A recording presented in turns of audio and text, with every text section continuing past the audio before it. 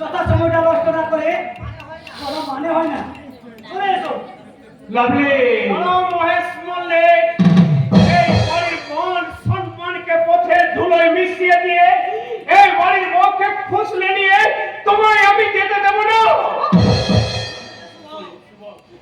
শুভ, ওদেরকে যেতে দে রে শুভ, ওদেরকে যেতে দে।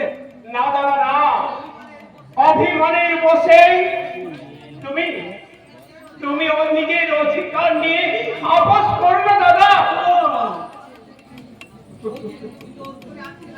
বৌদিকে তুমি জোর করে আটকে রেখো দাদা। প্রয়োজন হলে